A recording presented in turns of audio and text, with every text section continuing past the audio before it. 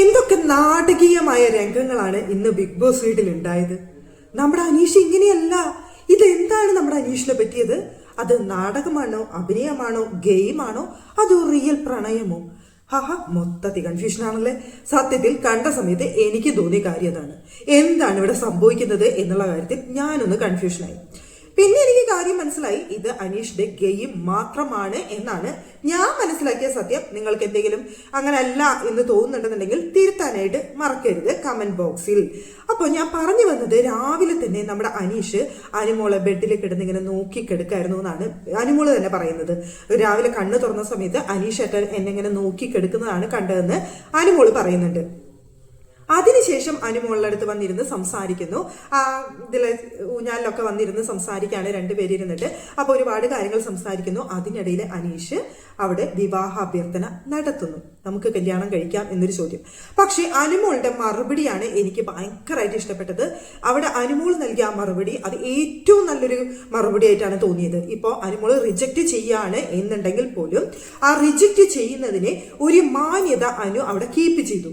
അല്ലാന്നുണ്ടെങ്കിൽ അയ്യോ അനീഷേട്ടാ, നിങ്ങളെ ഞാൻ അങ്ങനെ കണ്ടിട്ടില്ല, ഞാൻ ബ്രദറിനെ പോലെ കണ്ടിട്ടുള്ളൂ, ചേട്ടനെ പോലെ കണ്ടിട്ടുള്ളൂ, അല്ലെങ്കിൽ സഹോദരനാണ്, ഫ്രണ്ടാണ്, അല്ലെങ്കിൽ നിങ്ങളോട് എനിക്ക് അങ്ങനെ ഒരു ഇഷ്ടമില്ല എന്നൊക്കെ മുഖത്തടിച്ചോണം ആക്ഷേപിച്ച് സംസാരിക്കാതെ അനുമോൾ അത് ചിരിച്ചു തള്ളി. നിങ്ങൾ എന്നെ കളിയാക്കിയതാണോ എന്ന് ചോദിച്ചുകൊണ്ടാണ് ആദ്യം അനു അത് ചിരിച്ചു തള്ളിയത്. ഇതൊരു പ്രാങ്കാണോ അനീഷേട്ടാ എന്ന് അടുത്തത് ചോദിച്ചു.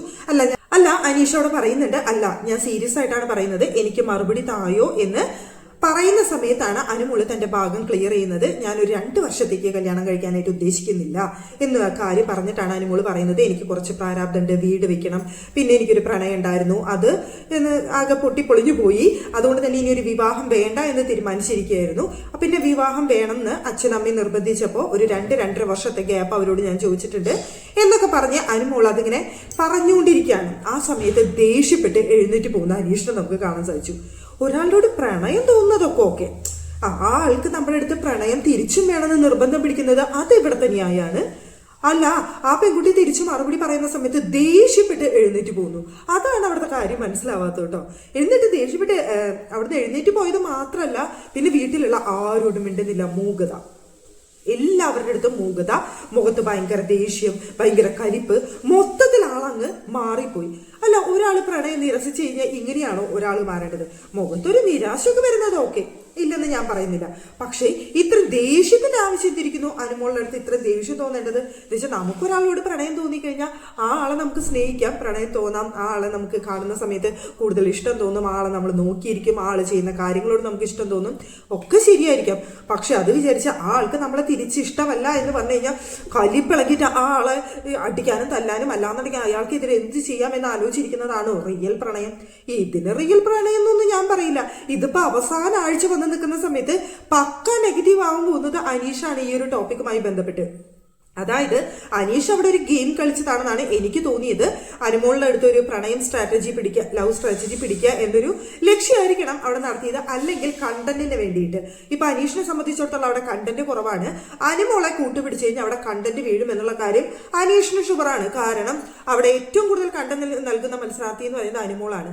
അപ്പോൾ അനുമോൾക്ക് ഒപ്പം നിൽക്കുകയോ അനുമോൾക്ക് എതിരെ കളിക്കുകയോ ചെയ്തു കഴിഞ്ഞാൽ അവിടെ കണ്ടന്റ് വീഴും. ആ ഒരു ലക്ഷ്യത്തിന് വേണ്ടിയിട്ട് ചെയ്തൊരു പണി. അല്ലാന്നുണ്ടെങ്കിൽ ഈ ഒരു അനീഷ് അവിടെ പറയുന്ന സമയത്ത് അനീഷ് പ്രതീക്ഷിച്ച മറുപടി അല്ല കിട്ടിയത്. അതായത് എന്തു പടി പറയുന്നത് എന്ന് ചോദിച്ചുകൊണ്ട് അനുമോളെ ദേഷ്യപ്പെടുന്ന അനുമോളെ ചിലപ്പോൾ അവിടെ പ്രതീക്ഷിച്ചിട്ടുണ്ടായിരിക്കാം അനീഷ്. അപ്പോൾ അനുമോളെ മോശക്കാരിയാക്കുക, അനുമോളെ പുറത്തേക്ക് നെഗറ്റീവ് ആക്കി വിടുക എന്നൊരു ലക്ഷ്യവും അനീഷിന് ഇതിലുണ്ടായിരുന്നു.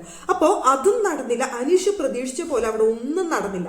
ഒന്നല്ലെങ്കിൽ അനുമോളുടെ ഒപ്പം നടന്നിട്ട് ഒരു ലവ് സ്ട്രാറ്റജി, അല്ലെങ്കിൽ പുറത്തേക്ക് അനുമോളെ നെഗറ്റീവ് ആക്കുക അനുമോള് പറയുന്ന മറുപടിക്ക് അനുസരിച്ച്. പക്ഷെ ഇത് രണ്ടും അനീഷിന് അവിടെ വർക്കൗട്ട് ചെയ്യാനായിട്ട് സാധിച്ചില്ല. അനീഷ് പ്രതീക്ഷിച്ച പോലെ അവിടെ ഒന്നും സംഭവിച്ചില്ല. ഇപ്പൊ നെഗറ്റീവ് ആയത് സത്യം പറയുകയാണെങ്കിൽ അനീഷാണ്. അതിന്റെ കലിപ്പാണ് അനീഷ് അവിടെ തീർക്കുന്നത്. അതുമാത്രമല്ല, അവിടെ ജയിലിലേക്ക് പോലും അനുവിനെ നോമിനേറ്റ് ചെയ്യുന്നുണ്ടായിരുന്നു. ഒരാളോട് രാവിലെ പ്രണയം പറയുന്നു, രാവിലെ കഴിഞ്ഞ് ഉച്ചയ്ക്ക് ശേഷം അവിടെ ജയിലിലേക്ക് നോമിനേറ്റ് ചെയ്യുന്നു. അപ്പൊ ഇതെന്ത് കോമഡിയാണ്? ഇതാണോ പ്രണയം? ഒരാളുടെ പ്രണയം തോന്നിക്കഴിഞ്ഞാൽ ആ ആളെ ജയിലിലേക്ക് പറഞ്ഞു വിടുന്നതാണ് പ്രണയം എന്ന് പറയുന്നത്. അയാൾ റിജക്ട് ചെയ്ത് കഴിഞ്ഞാൽ അയാളോട് കലിപ്പ് വയ്ക്കുന്നതാണോ പ്രണയം എന്ന് പറയുന്നത്? അപ്പൊ ഇത് റിയൽ അല്ലല്ലോ, ഫേക്ക് അല്ലേ? അതാണ് ഞാൻ പറഞ്ഞത്, ഇത് റിയൽ പ്രണയമല്ല, ഫേക്ക് പ്രണയമാണെന്ന് പറയാനുള്ള റീസൺ. ഇനി ഈ ബിഗ് ബോസ് തീരാനായിട്ട് 1 വീക്ക് മാത്രമാണ് ബാക്കി നിൽക്കുന്നത്. ഇന്നിപ്പോ നമ്മുടെ വീക്കെൻഡ് എപ്പിസോഡ് ഷൂട്ട്, അത് കഴിഞ്ഞാൽ പിന്നെ നെക്സ്റ്റ് വീക്ക് ഫിനാലെ വീക്ക്, ഈ ഒരു ഗ്യാപ്പ് മാത്രമാണ് അവിടെ ഉള്ളത്. ഈ സമയത്ത് പ്രണയം തോന്നുകയും ആ പ്രണയം അവിടെ വെച്ച് വെളിപ്പെടുത്തുകയും ചെയ്യേണ്ട ആവശ്യം ഇരിക്കുന്നു. ഇനി അനീഷിന് റിയൽ പ്രണയമാണെന്ന് തന്നെ വിചാരിക്കാം. ഞാൻ പറയുന്നു റിയൽ പ്രണയം തന്നെ എങ്കിൽ പിന്നെ ഒരാഴ്ചയിൽ അനീഷിനെ കാത്തിരിക്കേണ്ട ആവശ്യമതയുള്ളൂ.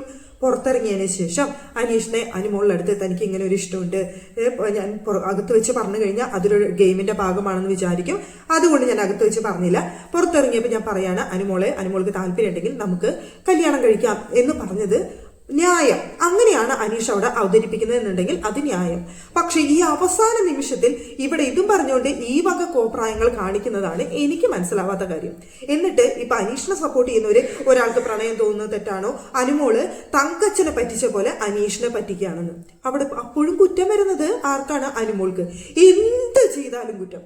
അതായത് അനുമോൾ അങ്ങോട്ട് തിരിഞ്ഞാൽ കുറ്റം, ഇങ്ങോട്ട് തിരിഞ്ഞാൽ കുറ്റം, അങ്ങനെ എന്ത് ചെയ്താലും കുറ്റോട് കുറ്റം കേൾക്കുന്നത് അവിടെ അനുമോളാണ്. പക്ഷേ ഇന്ന് അനീഷിന്റെ ഈ ടോപ്പിക്കുമായി ബന്ധപ്പെട്ട് അനുമോൾ അവിടെ കൈകാര്യം ചെയ്ത രീതി ഉണ്ടല്ലോ, വളരെ നല്ല രീതിയിലാണ് അനുമോൾ ആ ഒരു വിഷയം അവിടെ കൈകാര്യം ചെയ്തത്. അതിനുശേഷം അനുമോൾ ആകെ കൺഫ്യൂസ്ഡ് ആയി ഒറ്റയ്ക്ക് അവിടെ ഇരുന്നിട്ട് വീർപ്പ് മുട്ടുന്ന ആൾക്കാരാണ്. അപ്പോ മിണ്ടാത്ത ആതിരയുടെ അടുത്തും നൂറയുടെ അടുത്തും ഈ ഒരു കാര്യം അവിടെ അനുമോള് പിടിച്ചിരുത്തി ഷെയർ ചെയ്യുന്നുണ്ടായിരുന്നു.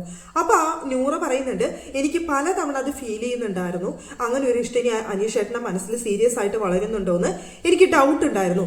പക്ഷെ പറഞ്ഞു കഴിഞ്ഞാൽ ഇനി അനീഷ് ചേട്ടൻ അത് പുറത്തേക്ക് പോകുമ്പോൾ മോശമായാലോ എന്ന് വിചാരിച്ചിട്ടാണ് പറയാതിരുന്നത്, ഇനി എന്റെ മാത്രം സംശയമാണോ എന്ന് തോന്നിയിട്ടാണ് പറയാതിരുന്നത് എന്നുള്ള രീതിയിൽ നൂറ് അവിടെ സംസാരിക്കുന്നുണ്ട്.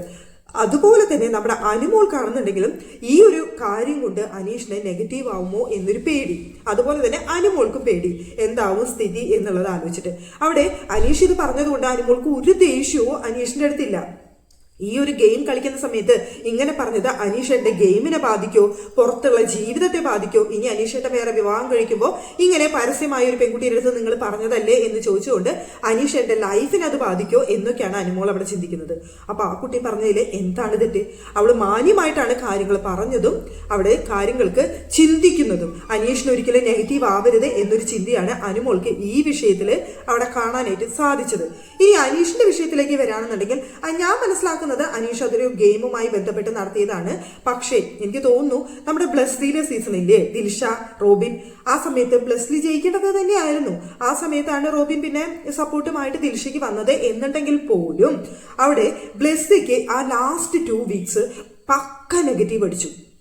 ബ്ലസ്ലി എന്തിനാണെന്നറിയില്ല ദിൽഷയുടെ അടുത്ത് കൂടുതൽ അടുക്കാൻ ശ്രമിക്കുന്നത് എന്തൊക്കെയോ ആയിട്ട് അത് ഭയങ്കരമായി സോഷ്യൽ മീഡിയയിൽ നെഗറ്റീവ് അടിപ്പിച്ചു ബ്ലസ്ലിയെ.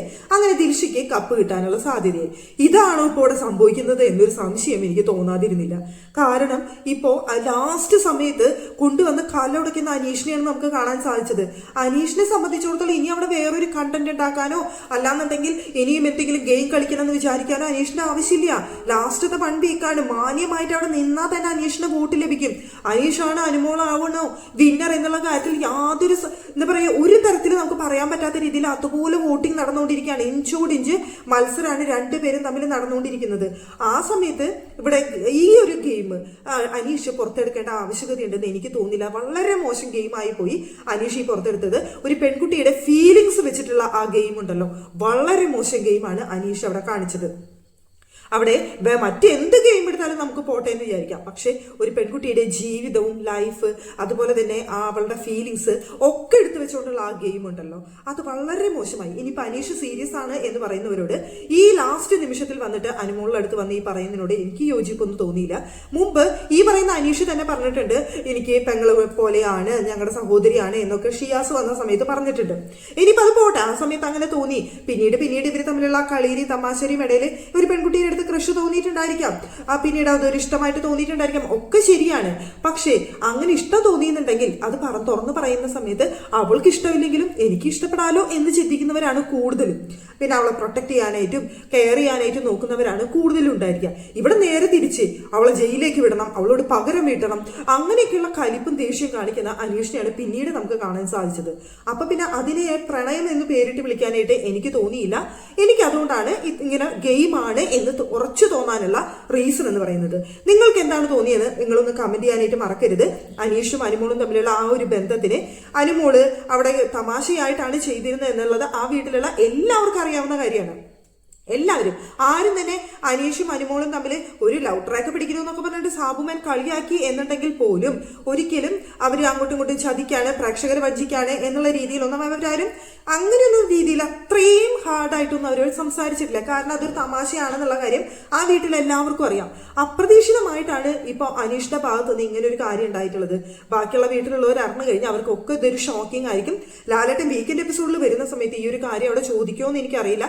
ചോദിക്കാതിരിക്കുന്നതായിരിക്കും നല്ലതെന്നാണ് എനിക്ക് തോന്നിയത്. എന്ന് വെച്ച് കഴിഞ്ഞാൽ അനീഷിനെയും അനുമോൾക്കും അതൊരു മോശക്കേടോ ചീത്തപ്പേരോ ഒക്കെ ഉണ്ടാവാതിരിക്കാനായിട്ട് വീക്കെൻഡ് എപ്പിസോഡിൽ ലാലേട്ടൻ ഇത് ചോദിക്കരുതെന്നാണ് ഞാൻ ആഗ്രഹിക്കുന്നത്.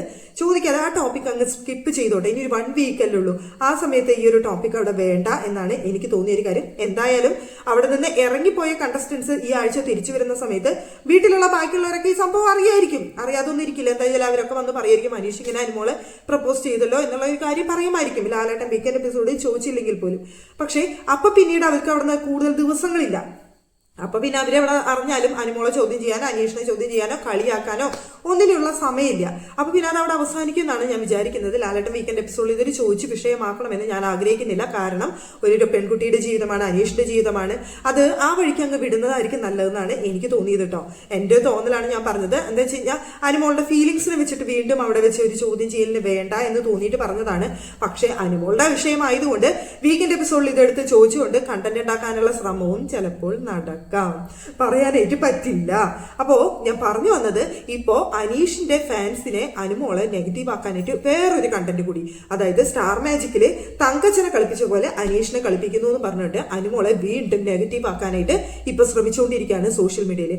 അനുമോളെ പോലെ സൈബർ ബുള്ളിംഗ് നേരിടുന്ന മറ്റൊരു മത്സരാർത്ഥിയും ബിഗ് ബോസിൽ ഇല്ല എന്ന് പറയാം. ഇപ്പോ അവർക്ക് വീണ്ടും ഒരു ടോപ്പിക് ഇട്ട് കൊടുത്തിരിക്കുകയാണ് അനീഷ്. അനീഷ് ഈ ചെയ്തതിനോട് എനിക്ക് ഒട്ടും യോജിക്കാനായിട്ട് കഴിയുന്നില്ല.